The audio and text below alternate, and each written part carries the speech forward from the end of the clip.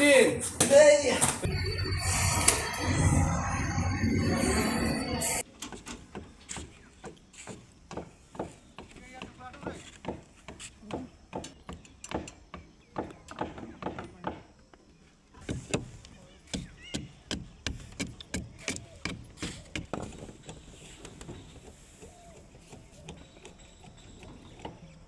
Four, 6, come on. 7.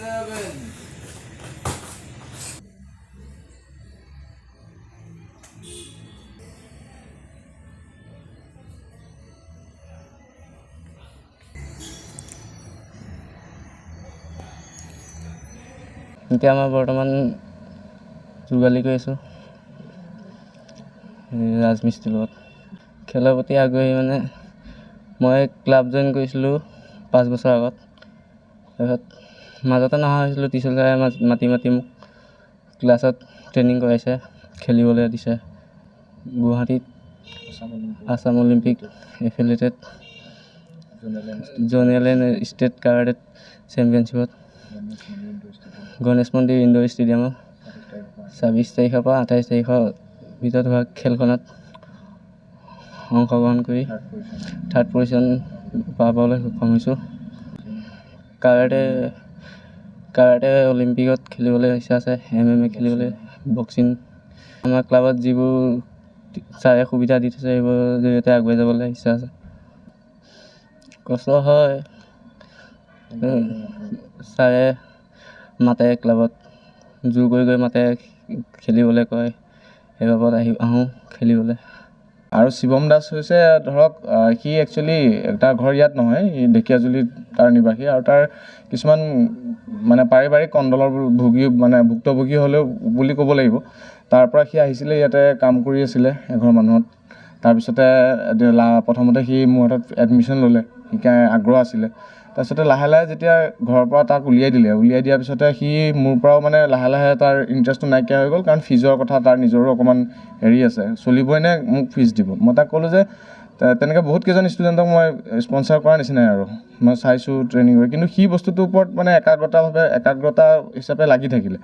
আৰু তাৰে ফল এইটো, তেনেকুৱা বহুত ছাত্ৰ ছাত্ৰী আছে, শিকাই আছোঁ। অলপতে চয়নিকা বৰা বুলি এগৰাকী এই আপোনাৰ চুতীয়ালৰে ছোৱালী, তেখেতে ইণ্টাৰনেশ্যনেল লেভেলত খেলি আহিলে। আৰু মই ভাবোঁ যে এইখিনি সুবিধা আমাৰ যিখিনি ধৰক পলিটিকেলি যিখিনি মানুহ থাকে বা যিখিনি ধৰক ৰাইজৰ বাবে মানে ওলাই আহে, তেনেকুৱা ধৰণৰ মোতকৈ ধৰক তেখেতসকলৰ চকুত পৰিলে বেছি বেটাৰ হ'ব। কাৰণ মই সকলো কৰিব নোৱাৰোঁ, মই কোচ এজন, বা মোৰ যিখিনি কোৱালিটি আছে বা মই যিখিনি স্কিল আছে মই সিমানখিনিলৈকে আগবঢ়াই দিব পাৰোঁ। আৰু ফেচিলিটি বহুত লাগে এজন প্লেয়াৰক। এতিয়া ভাল গাৰ্ড নাই বা তেনেকুৱা ধৰণৰ বহুতখিনি অসুবিধা থাকে। যিমানখিনিলৈকে পাৰোঁ চেষ্টা কৰি আছোঁ।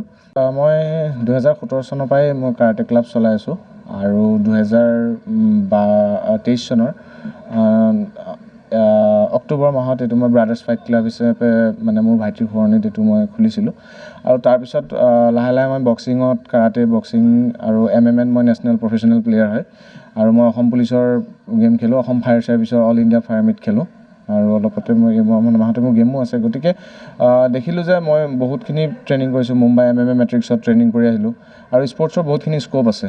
আৰু আমাৰ ছ'চাইটিটোত বহুত আগবাঢ়িব পৰা ল'ৰা আছে, ছাত্ৰ ছাত্ৰী আছে, যিখিনি ফাইনেন্সিয়েল প্ৰব্লেম বা ঘৰৰ কিছুমান অসুবিধাৰ কাৰণে আগবাঢ়িব নোৱাৰে। আৰু মোৰ প্ৰথম অৱস্থাৰ পৰাই এইটোৱে ধাৰণা আছিল, কাৰণ মই নিজেই এইটো গ্ৰাউণ্ডত 5.5 বছৰৰ পৰা মাৰ্চেল আৰ্ট কৰিছোঁ, 1998ৰ পৰা।